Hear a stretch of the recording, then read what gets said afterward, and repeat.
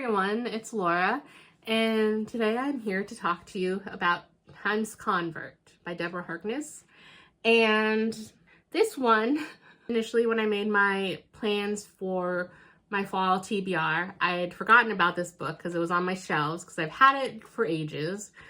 I really liked the All Souls trilogy with the Discovery of Witches, and I actually reread those 3 books before the television show came out on Prime, and this is one of the few instances of books that I have read that my mom is also interested in reading, so it's kind of a thing that we've shared. And so she's read this book a long time ago, and it's been on my shelves forever, but I've never really felt the urge to pick it up. But I figured after I filmed my fall TBR, I looked at my shelves and saw it, and I said, oh yeah, well, I mean, that has supernatural, it has vampires, it has witches, you know, I might as well add that to my list. And then I watched a video from Becca in the Books, and she had mentioned, I forget if it was September TBR or something, how she was adding the 3rd book, Book of Life, to her TBR because there was a 5th book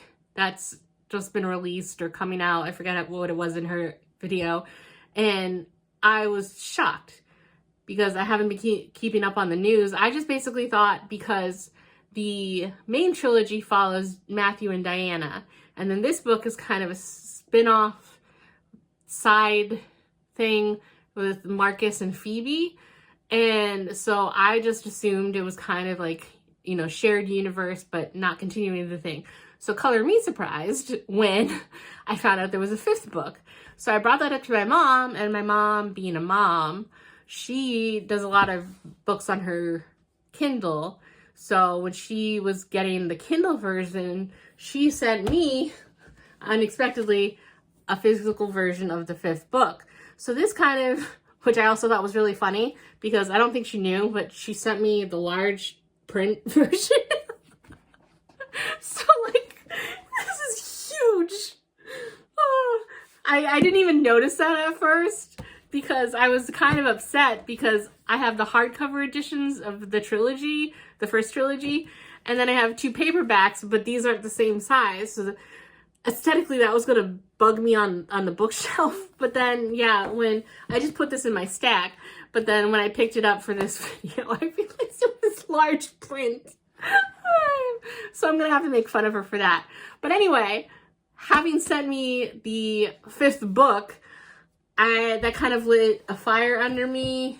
And like I said before in other videos, I'm more of a mood reader. So I kind of felt an undue amount of pressure to actually get through this book so I can pick up this book, because if I bought it myself, I can just get around to it whenever I feel up for it. But if she bought the book, I feel like I only have a limited window of time to read it and talk to her about it before I seem rude or ungrateful for a gift. So even though I wasn't exactly in the mood for this, I picked it up and I still had high hopes. And it wasn't as good as I'd hoped it would be. Because if you're not familiar with the first trilogy, I've seen a lot of people recently doing a read of the first trilogy now on BookTube, and it's really interesting because, like, I know Mel Reeves has been talking about it, even though she hasn't really gotten into I think she's only partly into the 2nd book, and like I said, Becca in the Books is in the 3rd, and I've seen it mentioned a few other times, I forget by who. So it seems like it's actually kind of having a resurgence. Maybe it was from the television show, I don't know. I know the television show has just recently come to Netflix. I'm probably going to rewatch it soon. But if you're not familiar with it, the first trilogy is basically about Diana Bishop, and she is from a long line of Bishop witches, which can trace their lineage back to England. They were part of like the Salem witch trials, and they're a big part of the witch community. But Diana has basically disavowed that part of her life because it didn't come naturally to her. So she kind of just said, okay, I give up. I'm not going to be a witch. I'm not going to use my powers. And because she had a hard time doing like the simplest of spells. And so she basically went the academic route. She's a historian. She is pretty well known in that sphere. And in the first book of the trilogy, she's studying at Oxford. I mean, she's not a student anymore. She's a professor at Yale University, and she's basically on like a sabbatical where she's doing a research paper, and she's researching at Oxford's Bodleian Library. And part of the library system is she fills out sheets for every rare manuscript that she wants to study, because she uses a lot of ancient alchemical texts. And so in her just day-to-day thing, she calls up for Ashmole 782, and it comes up and she looks at it. She immediately senses that it has power. And little does she know that this has kind of been a lost manuscript for ages, and that it has much significance to the supernatural world, because there are three main species of supernatural creatures. There are the demons, there are the vampires, and then there are the witches.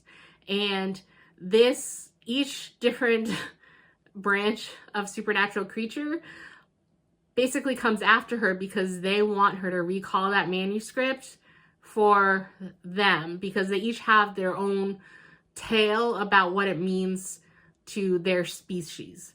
And she, in her panic, because she's rejecting her witch side, sends it back immediately after doing the barest look through of the book. So she does try and recall it at one point, and like it doesn't come back, it's missing again. But through all of this, Matthew, an old vampire, he's interested in the text for his own reasons. He's a scientist, and he has his own research lab with the university and everything. And he ends up kind of deeming himself as her protector from a lot of the other people. And a romance flows between them, but that is forbidden in this world. And so then the books continue on with the story about Matthew and Diana's relationship, and then the manuscript and what it means to what it actually is. And because obviously you get a different story from each species, and it you could see how it relates when you find out what it means. You can see how the myths for each species starts. So anyway, one of Matthew's research assistants is Marcus, and he's a vampire. It's Marcus and Miriam are her vampire assistants in his labs and scientific endeavors. And so this book is taking place with Marcus and his human mate, Phoebe. And in this book, she is becoming a vampire. And so they have to, following traditional vampire customs for reasons that are basically important to them based on the happenings in the first trilogy, they are trying to follow to the letter traditional customs of vampires. So they are kept apart for 90 days after Phoebe is officially turned, and Marcus doesn't take to that well. And so he kind of is ruminating on his life and his experience of turning into a vampire and those earlier years of him being a vampire. And so this book is basically told in three different perspectives. There is still Diana's perspective, and then there's Phoebe's perspective, and then there's Marcus's perspective. And I thought I would be super interested in learning more about Marcus's backstory, because in the first trilogy, I really liked Marcus the more I got to know him. And you get hints and glimpses of parts of his story in the trilogy. And so I was primed to know more. But that being said, history was my least favorite subject in school. I only had to have 2 years of history to graduate in high school, so I only took 2 years of history. And it was mandatory that we took U.S. history from one of those years in junior year, so that's what I took, and I took World Civ freshman year. But I'm really bad at just memorizing dates and places and names, and it's more interesting for me to go in depth in a documentary or when I'm traveling to visit a place. Like if you'd ask me about the Alamo, I wouldn't be able to tell you the first thing. When I went and visited my father's family in Texas and we actually went to the Alamo, I was riveted. So it's one of those things where I learn better in different ways than just for history. It's not interesting in school. So that being said, Marcus, he was born in 1757 in Hadley, Massachusetts. That's really close by me. And I felt like I should have known and understood what certain dates meant, and I didn't. And that made me feel stupid. And I know that's a me problem, and that's not a problem with the book, but it took me far too long to realize at one point that they were mentioning the Battle of Bunker Hill until it was kind of right in my face and I couldn't not know that it was the Battle of Bunker Hill. And so that kind of happened a few times. And as a New Hampshire person, they mentioned John Stark at one point. He's a big deal in New Hampshire. Do I know the first thing about him? No. So when he was mentioned, and then anytime anyone else was mentioned, I'm like, is that a person I should know? Or is that just someone in the story? And so I felt kind of stupid through a lot of his backstory, and I don't like feeling stupid. And so this was a humbling experience when I was reading this book, and I realized I should probably read more nonfiction about New England at least, so I know what's going on. And I have no excuse. Like I said, I know it's not the book's fault, it's a me thing, but when you read a book and you feel stupid, it does kind of hurt the experience for you. And so while this book shouldn't have taken me that long, it took me a good 5 days to get through it, just because I had to keep putting it down because I was kind of done with feeling stupid for the day. And then even the parts with Phoebe or Diana and Matthew, I liked a lot of their story because obviously I was heavily invested after the first trilogy. But Diana even felt a little different to me. Some of her actions, she was just digging her head into the sand of like, nope, that's not real. Nope, that's not happening. When it's staring in her face that it's happening. I can't go into more detail because it's spoilers big time for the first trilogy. But basically, like I said, she's a historian, she's an academic, she's a very smart person. And it bothered me that she was just being so knowingly ignorant about things. And Matthew still seemed like Matthew, so he didn't bother me. And Isabeau and like Martha, and like that was fine. The sad part though is that certain characters were mentioned, and it's been a while since the other books that I even forgot some of the characters. None of the main characters, I remembered all of them, but like at one point Matthew and Diana are joined by Fernando, and I was like, who's Fernando again? And then I kept reading, I'm like, oh yeah. So like it came to me, but like it took a minute.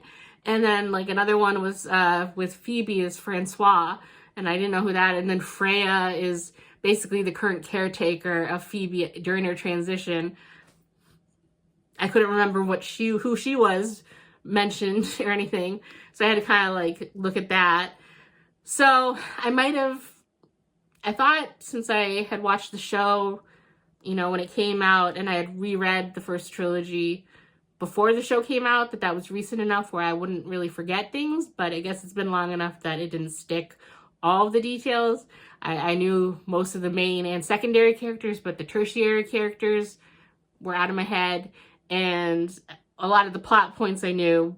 But yeah, Diana did get slightly better, but like I said, she was just being willingly stupid for a while, and that bothered me. And then Phoebe, I didn't know a lot about her from the first trilogy, but in this one, seeing her as kind of a newborn vampire, I'm always interested, like I've always been interested in vampires and werewolves and different lore and different takes on them. And so seeing a newborn vampire here was interesting. And they kept saying, equating her age, about how she's 2 days as a turned vampire, and so that's like the equivalent of the toddlers, the terrible twos, and she was frustrated with that, but then she would go and act like a toddler, and so it was weird being in the perspective of someone who had so much of her faculties, but then was still super petulant like a toddler, and it was just a little bizarre and not what I was expecting. And she threw certain tantrums, and I mean, it got better as she got older, but it was not quite what I was expecting from her transformation. So the book, it was really kind of a mixed experience for me. There were parts I liked, parts that made me feel stupid. Another thing, like they mentioned the French Revolution. I don't want to even say how long it took me to realize that's what's going on. Yeah, so I guess I need to brush up on my history when I want to read books like this. Normally, I mean, I don't want to spoil anything, but like the second book of the trilogy deals heavily with historical topics. Shadow of Night deals heavily with historical themes and stuff, and I did not feel out of place. I liked it. I ate it up. I don't know if it's just something with this specific time frame, or because it was so close to home with the stuff that was going on near where I lived, you know, way back when, that I should know. I don't know why this was different. I even normally like different historical romance or historical books, and I don't know why it bugged me this time. So, I don't know. I would give this a 3.5 and hope that the fifth book is better. So, we will see. But that is my thoughts on Time's Convert. And I'm going to take a break from this universe for a little while and read a few other things, but I will eventually read this book. Hopefully at some point in October. I hope a month wait won't annoy my mom too much. Yeah, so this will probably within the next month I will be reading this and have thoughts on that. So we will see what I think about this book. But that's it for now, and I will see you in the next video. Bye.